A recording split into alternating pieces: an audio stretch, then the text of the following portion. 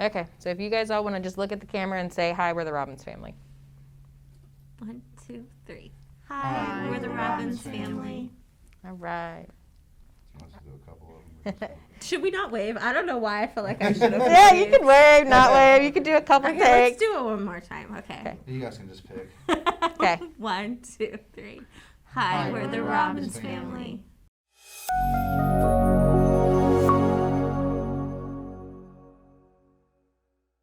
Well, thanks for coming today and talking to us about your sons, Marley and Oliver. Tell us a little bit about yourselves. You want to go first?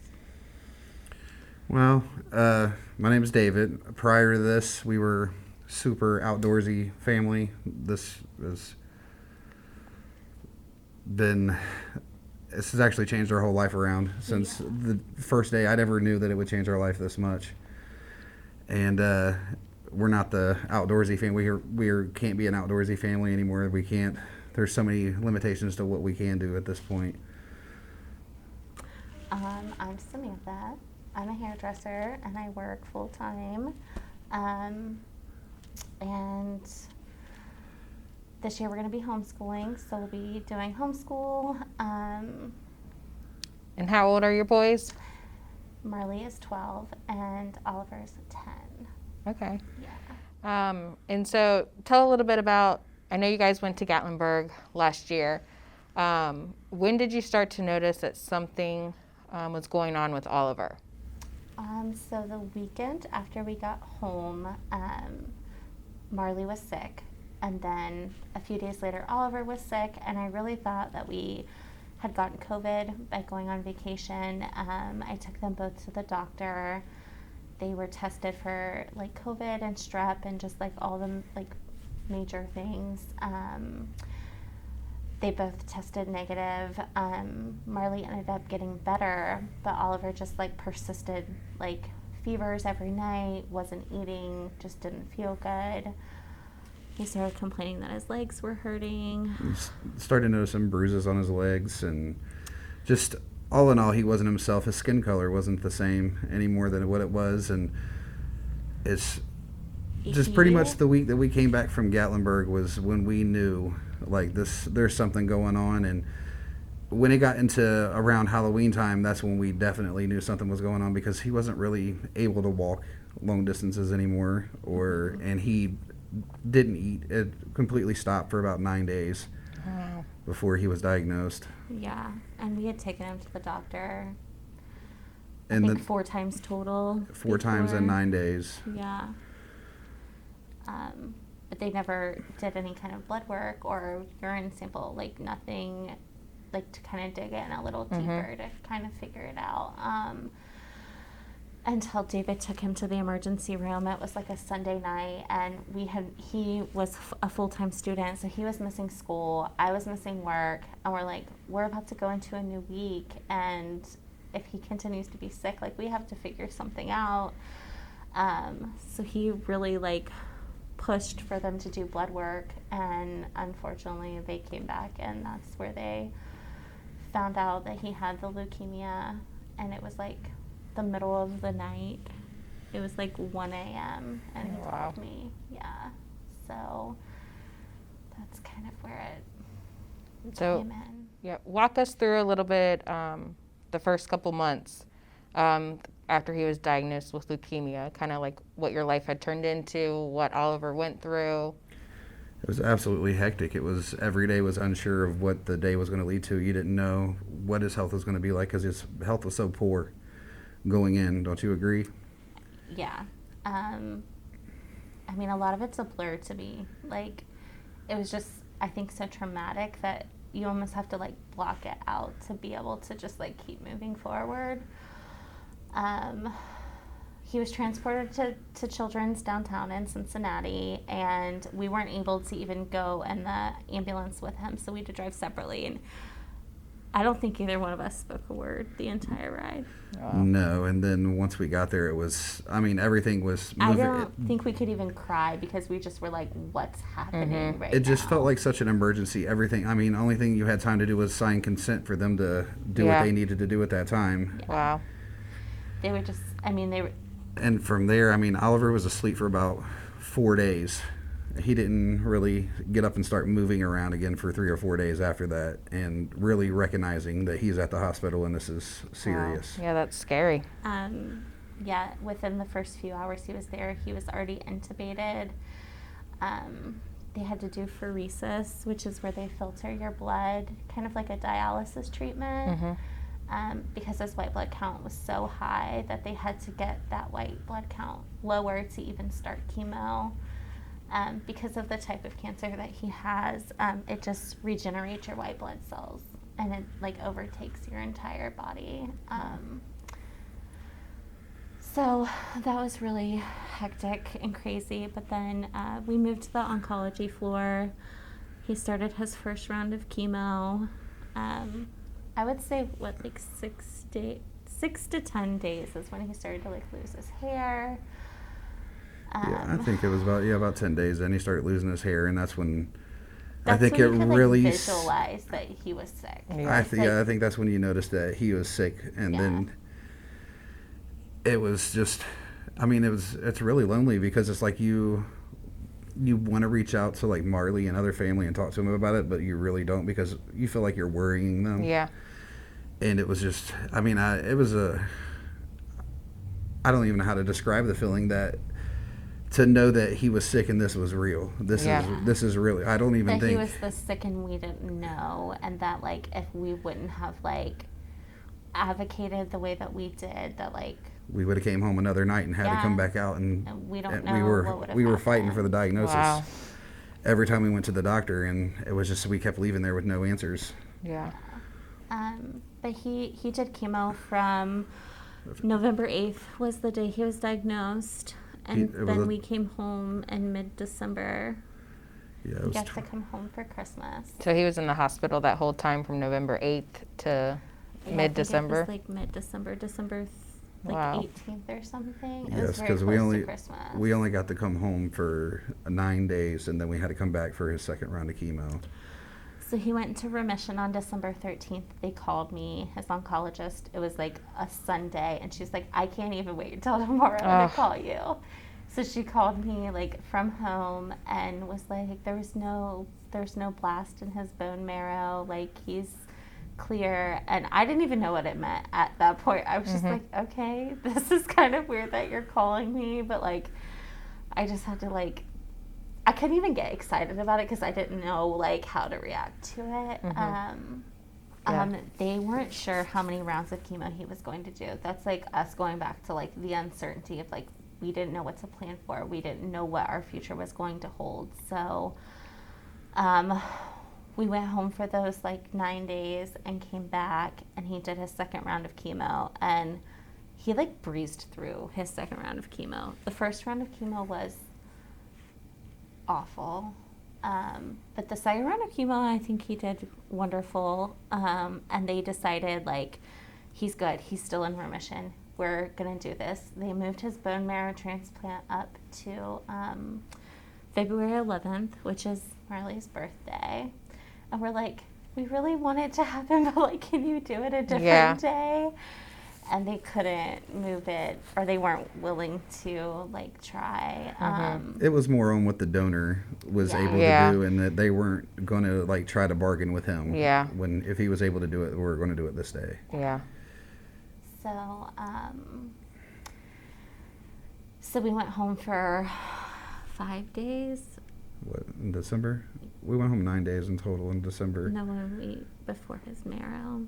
Yeah, it was only a couple of days. Yeah. Was, We didn't even unpack our car. Like, wow. we just left everything in there. And then before transplant, he went through 13 days of, like, the atomic bomb of chemo is what they call it. Just the most intense chemo, and it just wipes you completely out. Like, that's when he really lost like every bit of hair. Like that's when you really seen the weight loss. Like before, like I can to this day I can't look at him and be like, he was lingering at 80 something 90 pounds. You know, I can't, because it was right in front of our eyes. Yeah. But everybody else around us was seeing it, and like looking back now, you see it. Yeah. But when Like- you're living there, you don't. Like when we would take him to the store when we first came home, people would be like, "Is he sick? What's wrong with him?" And then in my eyes, I'm like, "How do they know just by looking Yeah. at him that he's sick?" You know. Yeah. So, but now I can look back and look at him now and look at them and see what they were seeing. But before I couldn't see it because I just seen it. That's Oliver, you know. Yeah.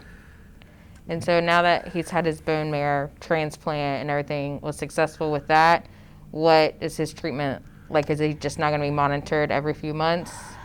So he got to ring the bell and have a celebration, and that was the first time that he got to see Marley again. It was Wow. so sweet. He like literally ran to Marley after he rang the bell. So then he was going twice a week to clinic visits, and then he's had a few complications, so he's been admitted quite a few times since then. But right now, as of now, he's being seen every week, and they're trying to get it down to once every 2 weeks. Okay. Yeah. Yeah. So I know a few months ago we posted that we were wanting to highlight an amazing teenager. So a lot of people who are watching this story right now probably think the story's about Oliver and his diagnosis with leukemia, but you actually wrote in regarding your oldest son, Marley. So tell us a little bit about why you wrote in about Marley. I just think that he needs recognition of just how great of a kid he is, because I know if this was happening to me and I was 12 years old, I would be a brat. I would have been so jealous and so upset, because when you're a kid, you don't understand, like, Marley has never seen, like, the scary side of things. We have kept him very sheltered from that. And with COVID, he's not been able to come and visit inside the hospital or anything like that. He's, like, been on FaceTime with Oliver to see some things. But then again, we always filter it to make sure he never sees a bad day with Oliver. Mm-hmm. So we don't let Oliver on the phone with Marley if he's having a bad day. Yeah. Yeah. But he sees all the gifts that Oliver comes home with, and he,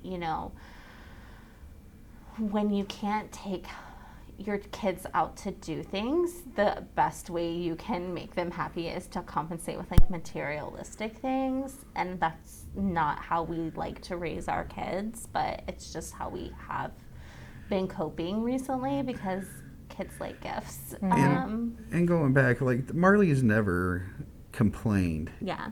Never one time have we said, "You're going to go stay with your grandma. We don't know when we're coming home, and we don't know if we're going to be able to talk to you every day." Yeah. Yeah. But And he never complained. He's always just packed his stuff up and got ready to go. Has never one time complained. He always knew that his brother's treatment came first, and he's set on the back burner and let us do. I mean, it's still to this day. It's like every bit of our day is planned around what Oliver's treatment is that week. Yeah. So it's like if we know we got to do something Wednesday and Thursday for his treatment, automatically he's going to have to miss his classes. And I mean, he sacrifices a lot for Oliver's treatment, and he never complains. And there's times that he has every right to complain, but he just doesn't, Yeah. because he knows it's important, and it's just as important to him. Yeah. Yeah. So what was their relationship like prior to his diagnosis? They're best friends Yeah. in the world. In the world, they do everything together. Like, Marley, I feel like, is, like, the true definition of, like, a big brother. Like, he would never let anything happen to Oliver. He would, he always has just, like, helped him out. And Yeah, and even if you've had to say, "Hey, stand up for Oliver," if somebody, and Marley will. There's no Yeah. question. There's no or, like, question. if they're playing and, like, Oliver's, like, not getting to, like, what he wants, like, Marley would help him. You know what I mean? Or, like... Or if somebody tried to exclude him, he would be like, "Well, what about?" Yeah, He wouldn't can my let. He brother would. He play wouldn't let. He too? wouldn't let his brother be excluded. Yeah. I mean, it's just. He's just like. To me, it's like a best friend I would want to have when I was a kid. You know, Yeah. like I wish I had a friend like Marley. Marley's just very genuine. And that's, like, the best way that I can describe it, is there's no motive behind his actions, ever. He's just genuine. It's who he is. He doesn't expect nothing from anything that he does. He always just does it out of his heart, and that's. Yeah. I mean, he's a great kid. He is a great kid. Yeah. And just to see him through the, like I said, not complain, and not, because I know if I was a kid, I would have complained and I would have been upset, just like she said. Yeah. But he hasn't been. Yeah, And I he mean- still to this day has not said a complaint Yeah. about it all. I mean, I could tell from a lot of the pictures you sent me how close they were. I mean, even as, you know, they looked maybe like 10, 7 or whatever, they would like have the exact same shirts on. Like they would like match each other, almost like if they were twins. Like it looked like they were And that they do close that, like, on their together. own. That's not a me thing. Yeah. Like, that's a them thing. They That's like cute. to match. Yeah, so like you could just tell in the pictures of looking at them that like they actually were best friends. So how did Marley cope when he first found out that his brother had cancer? I know you said you kind of kept him in the dark a little bit, but what was night- that like when he first found out? He was there the night that we found out, and I think that he helped me Yeah. because I was upset and I was having an anxiety attack, and he was trying to help me and trying to calm Wow. me down. So I mean, I was asleep with Marley when David called me initially. So I woke up from asleep. Marley woke up from asleep. And I know how traumatizing that was for me. So I know that it was traumatizing for him. But he's like, it's going to be okay, Mom. Like, he is comforting me. And I'm like, I know it's, you know, like, Yeah. he's trying to be there for me because in the moment I just, like, couldn't be there for anyone, not even myself. So I think he just waited until he heard more, you know, and just, I don't even know how to describe it. He just, you know, would call every day. How's Oliver? What is he doing? You know, just, he had no clue what was really going on, but he would call and just want to know, like, can he play Fortnite with me? And Yeah. I think couldn't he do those coped by reaching things. out to us and wanting information from us. Like he wanted the information of what was going on, and sometimes we struggled with giving him the information with, or like if he wanted to talk to Oliver, and there's no way that Oliver could ever talk to him right then, and then we'd have to try to explain to that, and then he could see through us. Marley Yeah. knows. He's smart. He's intelligent. He knows that we're saying this as an excuse because Oliver's not feeling well or whatever's going on with him that day. I still think that he has a lot of worry. like it's like almost like a worry PTSD kind of situation where I think that he never knows when we go to the hospital, are we staying or if Yeah. we're, Yeah. because If we're he gonna come always back worries, home. always Yeah. worries if we're going to stay or if we're coming back home or if he should pack. He lives in the unknowns. Like he Yeah. doesn't Yeah. know if he should pack his stuff up and get ready to leave or. Yeah. So what's the longest he had to stay with family or friends? 38 days or 39, something. Yeah. I mean, that's a long time for. But then to only get a 4-day break and have to come back and do another 35, 36 Yeah. days, it's like he gets 4 days with his family and then has to turn around and stay with people that is his family, but it's like he's not used to staying there. It's not his bedroom. It's not his Yeah. home. Yeah. Yeah. So how has their relationship changed? I think Oliver's matured a lot in this situation, as where Marley is still very much a kid and, you know, wants to play around and wants to, you know, do things. And Oliver, his energy level is just not there and he just doesn't feel good all the time. And Marley's like, I want to do something. I'm bored. Do you And want to play with me? And Oliver's like, I just don't want to. You know, I think they still care about each other and love each other, but I think Oliver just physically not feeling as well has made it hard because then Marley gets his feelings hurt that his brother doesn't want to do stuff with him. Yeah. Well, also Oliver has a central line too, and he's very cautious. He doesn't let anybody touch it that's Yeah. not a nurse or a doctor. And he's very cautious about it, and I think that holds him back from being a kid a lot too, because you can't wrestle and you can't Yeah. do things that you did prior. I mean, just 8 or 9 months ago, you can't do any of that anymore because you had to be so careful. And I mean, just bumping into him, sometimes he'll get a bruise, and then Marley will get excited. He doesn't remember or understand because he wants to be a kid. He wants to do the same things as we did, and we all want to live that way again. We're just waiting to be able to live that way again. Yeah. So what was the hardest part about having one child sick and then another child healthy? My thing is like feeling very guilty.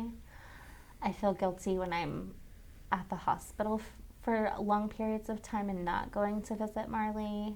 But then I feel guilty leaving the hospital in the situation and like going and taking Marley to do something fun, because we don't do anything without each other. Like anything we do as a family. So I think I just hold a lot of guilt that like I can't be in two places at once, you know? That's really hard for me.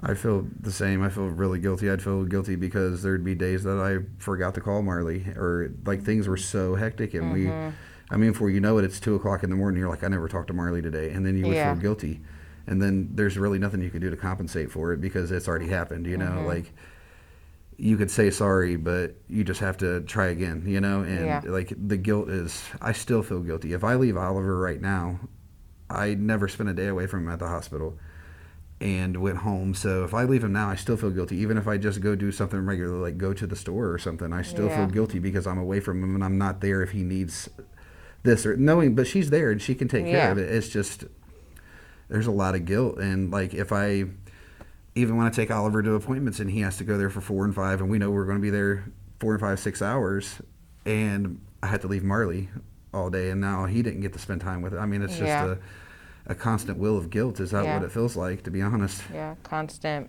balance of trying to do both a little bit. It's impossible to balance it. Yeah. And we talked about it on the way here. Like every family has to find their own groove, and it's physically impossible to balance it and make it fair to everybody. It's not possible. So what's your advice to parents who are watching this who might be in the same situation with one child that's sick and then having other children that are healthy? Do you have any advice for them?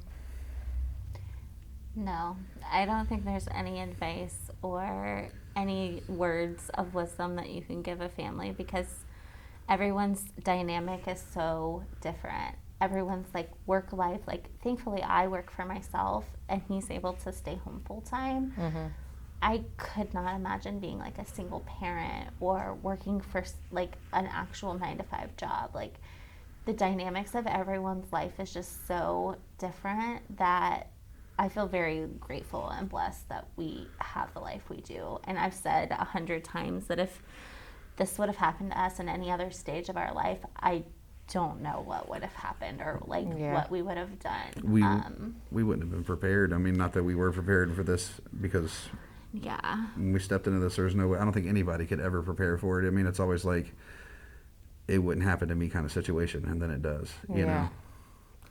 So you never imagine that this will ever be your life, and then it becomes your life, and then you don't remember what your life was before. It's, you know, you adapt and you adjust, and you pick things up from other families at the hospital that you meet, and they tell you how they're doing it, and then you're like, oh, that's a good idea, you know? So you just kind of learn as you go. I mean, I don't really think there's anything you can do to prepare for this. All right.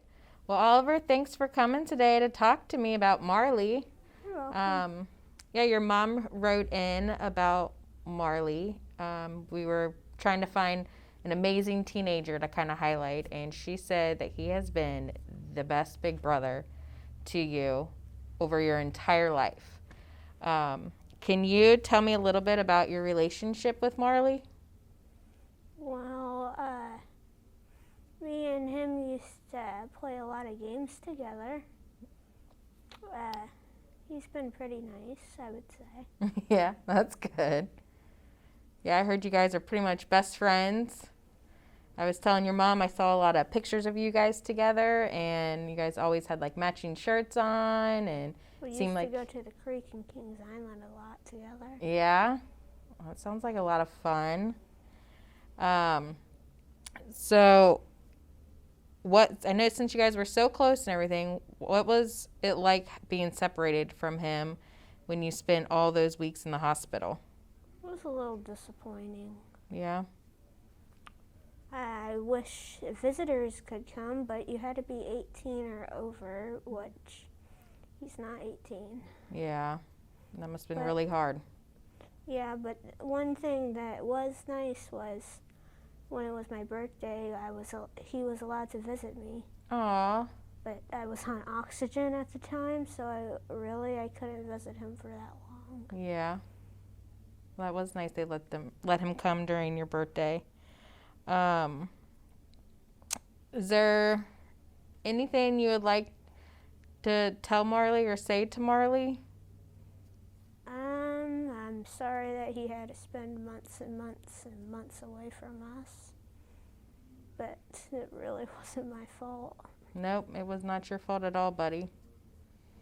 And I know Marley loves you a ton. Guys, thanks for coming and talking to us today and sharing your story. Marley, I don't know if you know this about us, but other than coming on and sharing your story so that other people can see and can kind of relate to what you've been through and what Oliver's been through, we also like to do fun things for families. So we actually have a couple surprises for you, and we might have a surprise for Oliver and maybe a surprise for your whole family. First, though, I'd like to bring out, do you want to bring out their 2 tubs? We have a basket that we made for each one of you guys, full of stuff. That one goes to Oliver. Thank you. Well, you're welcome. Hopefully it can keep you. Do you want him to go through? Yeah, you can go through and check some stuff out. Oh wow. That's for an Xbox controller. Yeah, so it goes on your phone. Gaming socks. Hope you like I'm gonna eat candy. the crap out of these. Okay, well, good. And there's one for you, Marley. So inside, I heard you guys like comic books. We also have some Beat headphones. Oh my gosh. You guys each got a $100 gift card to Xbox. Wow. That one bag in there, Marley, because you guys like to go camping and stuff, it's a portable hammock, so you can take it out while camping, and it's easy to set up, and you can have a hammock while you're out camping. That would be cool. So there's a couple little, goodies in there, some little comic books, coloring books. Not kid coloring books, they're cool coloring books, okay? Thank you. You're welcome. We just, wanted to do something nice and fun for you. But Yeah. I also heard, Marley, should I have him close his eyes or so you can bring it out or? Close your eyes, Bubby. Oh, you can bring it all out at once? All right. Do you want to close your eyes or do you want him just to bring it out? He's All right. closing his eyes. All right. Close his eyes and then you can bring it all out. What do you think? We got you an acoustic guitar and a piano because we heard that you like taking lessons and you're interested in taking lessons. And I'm not a fisher, but my husband is. And he said that this pole is a pretty good pole to catch some fish. Do you want to check it out? Yeah, you can go check it out. Go ahead, buddy. And I do have one other thing, though. Should I tell you the other thing and then you can go check everything out? All right. So this one's kind of for the whole family. So we have partnered with D. Alexander Homes, and we're going to send you guys on a 3-night vacation to, he has properties in Destin or Gatlinburg, and we're hoping maybe even Hocking Hills. So you guys can go on a vacation whenever you feel like, you're ready to go. We can set it up. Awesome. That's awesome. Thank you. Yes. So, thank yeah. you guys We really so appreciate it. much. Yeah.